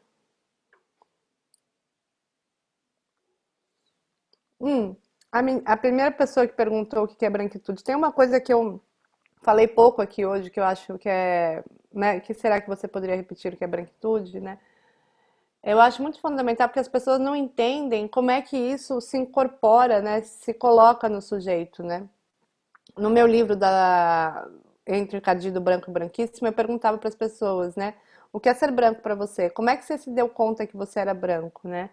Acho que eu vou ler umas duas frases para a gente pensar como é que isso incorpora, né, nas pessoas. As pessoas, elas realmente acreditam que é aquilo que eu falei da teoria, né, que o branco se constitui com uma ideia de superioridade. Todos os meus entrevistados também se constituíram com essa ideia de superioridade, né? Ou seja, o racismo está na estrutura, mas ele está na estrutura e ele estrutura as pessoas. As pessoas realmente acreditam que são, né, superiores aos outros. E isso é algo que a gente tem que ser um exercício constante entre a população, né? Por exemplo, eu pergunto para as pessoas, são mais de 40 entrevistados, o que que você acha uma pessoa bonita? Todas as pessoas responderam pessoas brancas, né? Tem uma fala que eu acho muito forte, que esse cara, ele é um vigia noturno. Ou seja, ele é um vigia noturno, ele é um branco na Paraíba, ele mora na cidade de Tiradentes, em São Paulo, e ele é vigia noturno no Sumaré, que é um bairro de ricos. Você mora em São Paulo, você sabe. E ele, no Sumaré, é considerado nordestino, né? Ele é o cara que deu o nome à minha tese, que chama Entre o Encardido, Branco e Branquíssimo. Que ele fala o seguinte, eu sei que eu sou um encardido, né? Eu sei que eu sou um branco menos branco. Branco, branco, sabe a origem. Sabe que é descendente de europeu, de italiano. Eu não sei qual é a minha origem. Paraíba.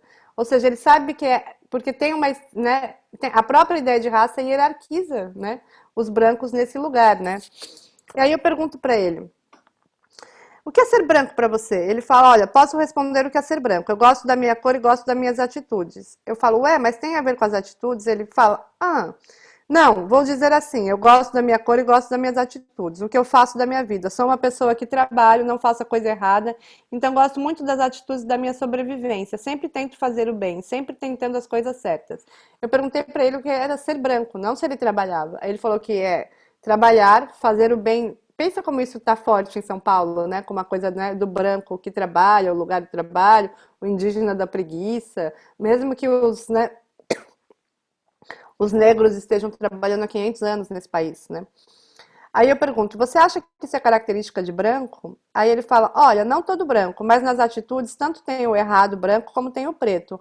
Mas para pensar a maioria, eu acho que nas atitudes os brancos são melhores. Nas atitudes de agir na vida, os brancos são melhores.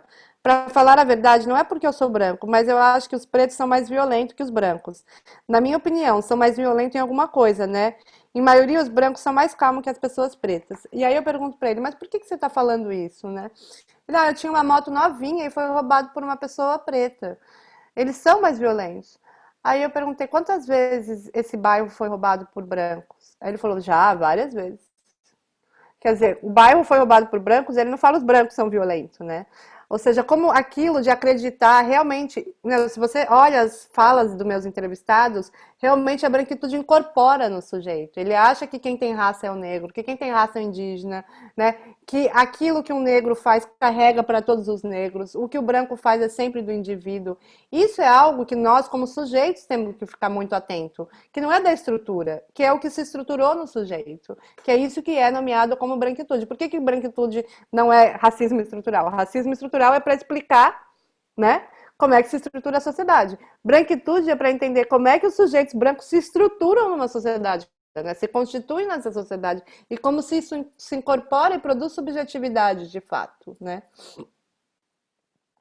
Por isso que são os efeitos psicossociais, né, da raça no branco, né? Eu acho que é muito importante a gente pensar que isso, que a Cida Bento, que vai estudar branquitude, ela fala que a branquitude ela não é algo que influencia o sujeito, ela é um modo de estar no mundo, ela é um jeito de olhar o mundo, de viver o mundo, né?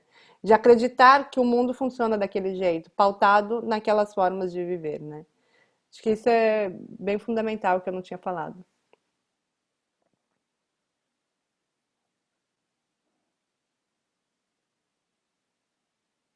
Estou lendo aqui as perguntas.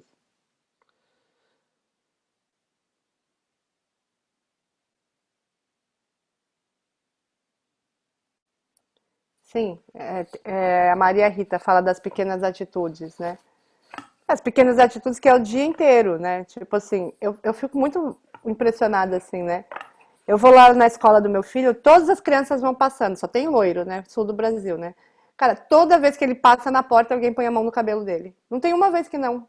Tipo assim, cara, você imagine, as pessoas brancas não, acho que não fazem ideia do que o que que é. Nunca passaram, acho que ficaram passando a mão no meu cabelo para ver o que que tinha no meu cabelo. Entendeu? Mas como é que aquele corpo que pode ser invadido, é um corpo que pode ser colocado, é um cabelo que pode ser visto como um cabelo outro, né? Então, isso tem a ver com as atitudes, né? Tem a ver com achar que quem tem raça é o outro. Meu cabelo é o normal. Deixa eu ver aqui. Que cabelo estranho. Gente, é o cabelo de 54% da população brasileira. Né? Né? Tipo, como é que a gente construiu a ideia de que o cabelo de 54% da população brasileira é o cabelo diferente? Né? Então, acho que isso, essas pequenas, ou seja, isso tem a ver com a branquitude, que é o estar no mundo desta forma, olhando o outro como se o outro, né, ele tivesse raça, e você não, você está livre, né? O branco está livre disso, né? Acho que isso é fundamental de pensar. Gente, mais alguma pergunta? Mais alguma questão? Eu já peço desculpa porque eu já estava super cansada e eu esqueci de trazer água para cá. Eu fiquei com sede aqui no meio. Eu fui meio gaguejando aqui. Acho que se não tiver mais nenhuma, a gente pode ir caminhando Pode já. fechar, né? É. Você quer falar mais alguma coisa, Lia? Não. Pra finalizar? Eu achei que ia ter mais perguntas, mas sempre fica todo mundo em silêncio. Uma vez eu fui falar num lugar e foi muito engraçado. A mulher falou: vou deixar 40 minutos aqui para vocês perguntarem e tal, para as pessoas perguntarem. E aí eu já estava acostumado que sempre depois que eu falo é um silêncio absoluto. Eu não sei se é por causa que o tema. Aí eu falei: ah, nem deixa, porque assim, eu sempre deixo, depois fica aquele silêncio absoluto, assim, completo, assim. Eu já vou começar perguntando por que que fica um silêncio absoluto sempre que se fala de branquitude. Aí eu já dá aquela coisa assim. Mas pode ser que as outras aulas também fiquem. Mas assim, é sempre um silêncio absoluto quando eu falo de branquitude. É impressionante.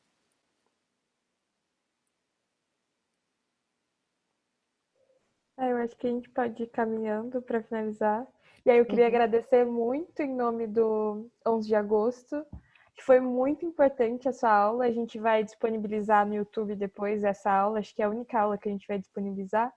E, enfim, acho que a gente vai passar todo mundo e pedir para os professores assistirem também, porque, enfim, eu acho que é uma potência enorme trazer isso para a Faculdade de Direito. Enfim, muito, muito obrigada. E é isso. Imagina.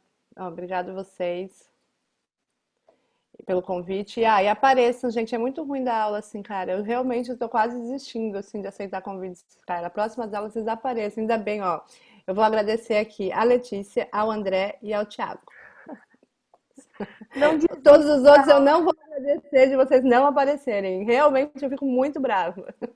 Cara, é muito triste a pessoa ficar dando aula assim por umas paredes, vocês não têm noção. É tipo concurso público. Eu tô dando aula para concurso público e tem aqui um paredão assim, tipo, que eles não falam nada, né, nas aulas de concurso, né? Quando a gente vai prestar. Fica todo mundo mudo olhando. Bom, gente, então é isso. Apareçam na próxima aula, dê tchau. Vocês podiam pelo menos botar a câmera para dar tchau, assim, tipo, é um pouco educado, eu acho. Já podia, já tô dando bronca, entendeu? Parece aí, Obrigado, gente. pessoal. Tchau.